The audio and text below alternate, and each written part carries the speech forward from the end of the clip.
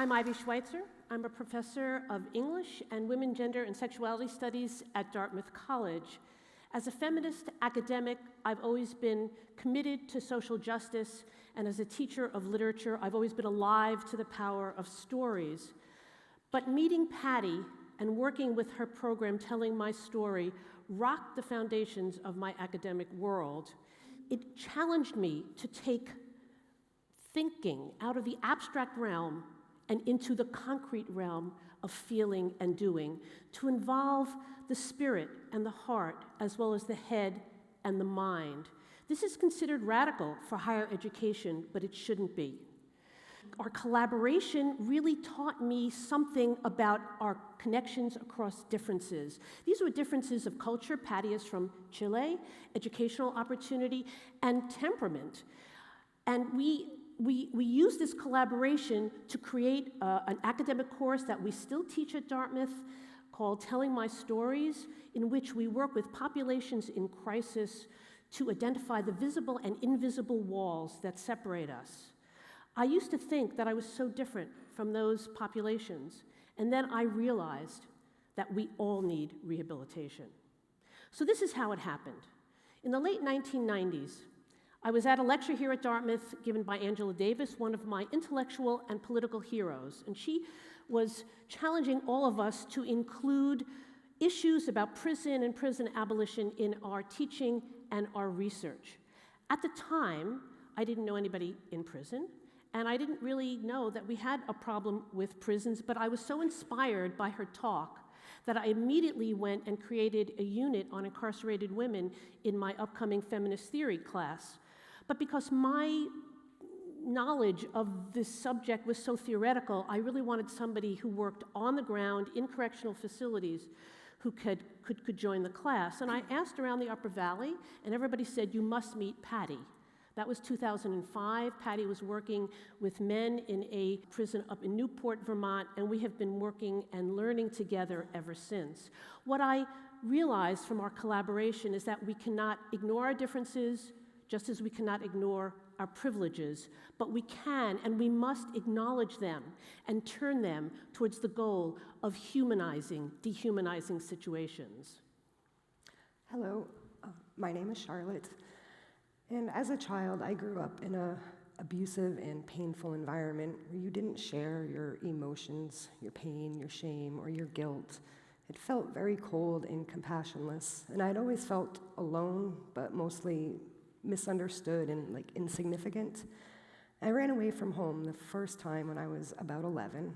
I was picked up 3 states away and promptly returned home, and the authorities had just assumed that I was a problem child. Nobody asked.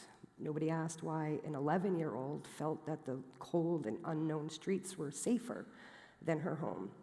Nobody. Not that it would have helped much. My mother taught me early on in life to keep people on what she liked to call a need-to-know basis, meaning you only share what you absolutely have to and never to share personal information. By my early 20s, I had experienced multiple traumas that I had never dealt with. Most I never even spoke of.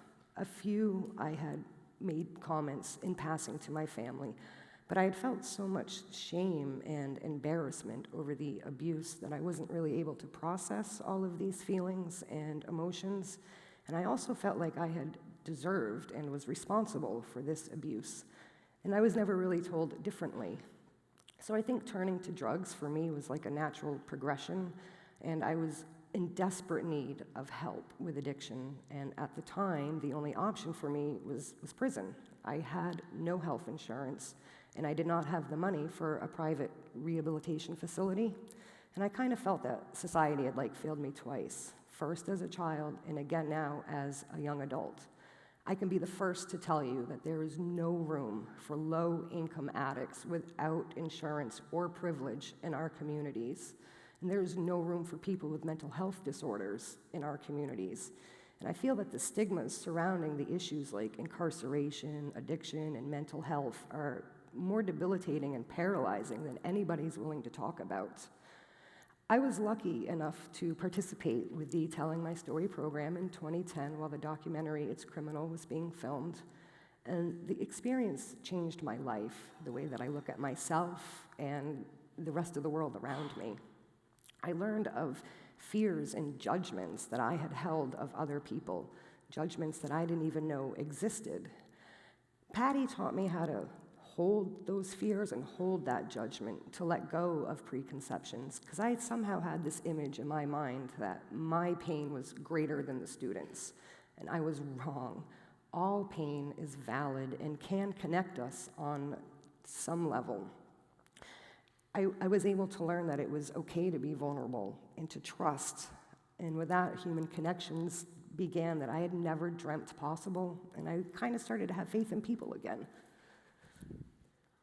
My name is Pati Hernandez, and I am the creator and facilitator of Telling My Story, an interdisciplinary arts program that works on the development of self-awareness and communication skills through the arts, by putting the arts to the service of the situation. I'm also an adjunct professor and the director of Telling My Story on campus at Dartmouth College. This is kind of my official introduction that I put together and I learned by heart over the years in order to look clean and professional in my delivery. But I want to share something else with you. I am actually very nervous and quite intimidated in this platform. So Ivy was the one that had the idea to join TEDx. She said, we certainly have a lot to say about the theme of living bridges. And I thought she was right, but I said, no, no, no. That's not what I do. And then I thought, hold on a second. This is actually something, one of Ivy's platforms. And I remember all those times over the years that Ivy had been right next to me in platforms that were not easy or comfortable for her. And I realized how important it was for me to take this challenge and to also go beyond my comfort zone, which is something that I'm always asking my collaborators to do. And I saw that my defensive reaction was an expression of my intellectual insecurity. I've always felt undervalued because of my limited formal education. I am a physical education teacher.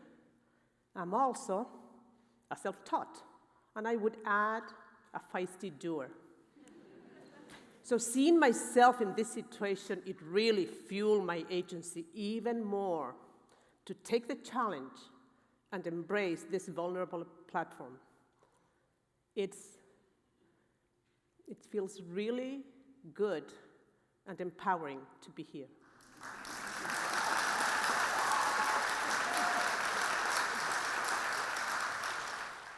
But it wasn't always good and empowering for the students or for me.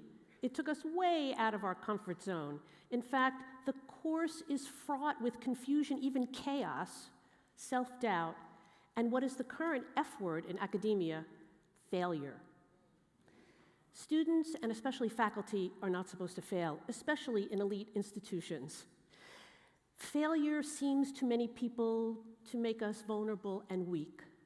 But in fact, dealing with failure, coping with our imperfections and our limitations is a crucial part of the learning process, though not often included on college curriculum. Just think back to when you went to college. What did people tell you? They told you, take risks, dare to be great, grab your dreams, go for the stars. Did anybody advise you to be thoughtful or thankful? To speak your truth with humility, to be humble, to listen deeply to other people and respond to them, to think about community and work for the common good. I believed all this in theory, but it really ran counter to my academic training. How could I grade students on something as vague and subjective as attitude or presence or coping with failure? Pati grounds her experiential method in the thinking of the Brazilian philosopher Paulo Freire, whose incomparable book, Pedagogy of the Oppressed, became the bedrock of our work. Freire discusses this dilemma that I was having between theory and praxis, and he says, I quote, "For apart from inquiry, apart from the praxis, individuals cannot be truly human. Knowledge emerges only through invention and reinvention, through the restless, impatient, continuing, hopeful inquiry human beings pursue in the world, and with each other." Still, it was years before I would acknowledge that the practice part of the course, that is the organic work that the students and inmates or residents did together outside of the classroom, should count equally, 50%, with the more traditional classroom activities, the theory part of the course that is reading, writing, and discussion. What I came to realize is what happens when we really integrate theory and praxis, or as Freire calls it, action and reflection. It produces not compassion, as some people argue, but something much more profound. It produces a gut-level recognition of our shared humanity. So up until that point in my life, jail had been the most dehumanizing experience for me. And I had laid awake in my bunk each night asking myself, like, how did I get here? And what steps could I have taken that might have led me down a different, better path?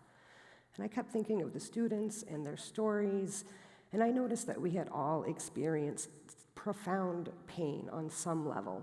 And each day we were able to name that pain, anger, shame, or discomfort that we had all felt at one point in our lives.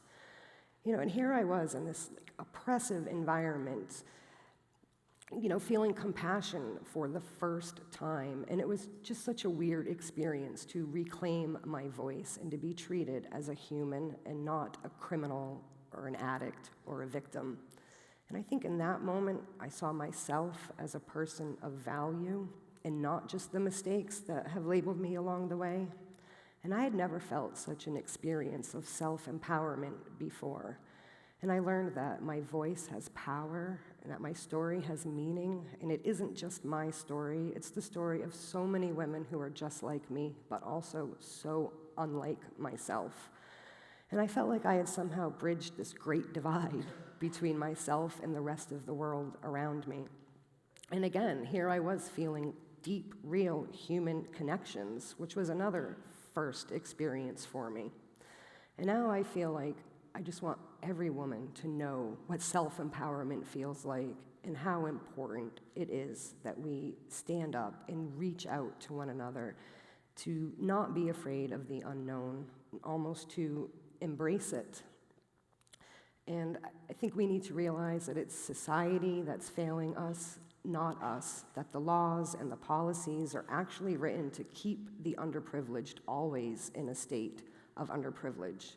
And I feel that we need to stand up and collectively use our voice to change these laws and policies that make addiction a punishable criminal act. We need to make mental health care accessible for everybody. But most important, we need to realize that every criminal, addict, or mental health patient is a person with feelings and emotions and really should be treated as such.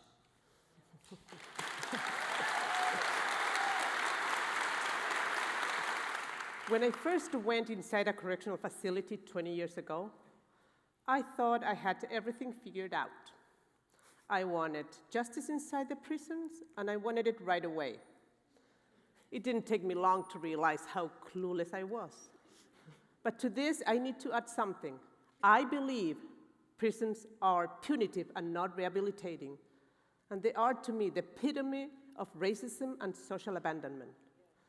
I also could see that many of my assumptions were based on this ongoing judgment of others. So I embarked in this journey in where vulnerability led my way, and it became an empowering practice. I hang out with people for hours and hours without really knowing where the whole thing was going to go. I felt lost and not really clear to what I was actually trying to do. I made many mistakes, many mistakes. And by the way, I still do. But I also learned to value the importance of muddiness and imperfection. And I realized that waiting and not having an agenda can take me really long way.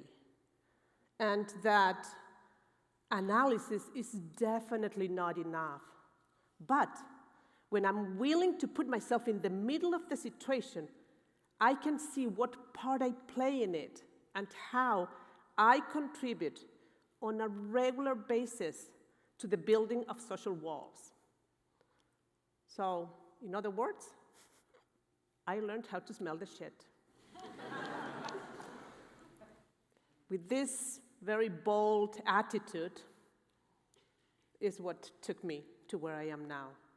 I learned how to accept and trust the process as it needed to be and not as I had envisioned it or I wanted it to be.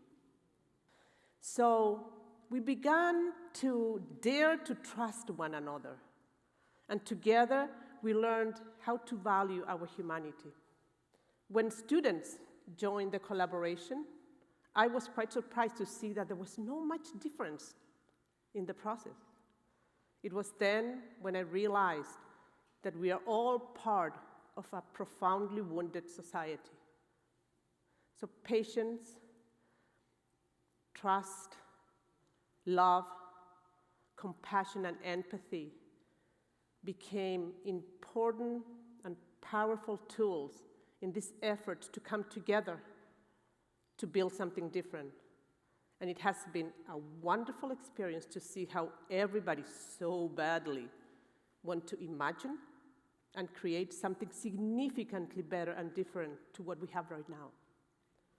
So the challenge here is, how do we take all this out in the world to make it more accessible? I believe if we come together to make this work extraordinary and ordinary at the same time. How can I facilitate the social and intellectual mobility of the people around me? And if I have more, does that mean that somebody else has less? How can I reconcile what I am inside with what I have to be out in the world in order to survive? How can we live from day to day in an unjust world? And when is enough enough? Why does it feel that trying to be perfect is more important than trying to be honest and truthful? I wonder, is this just words, or can we really imagine and create a better world? I wonder what opportunity looks like to somebody else. I wonder what it would be like if we were not so afraid of one another. Thank Thank you. you.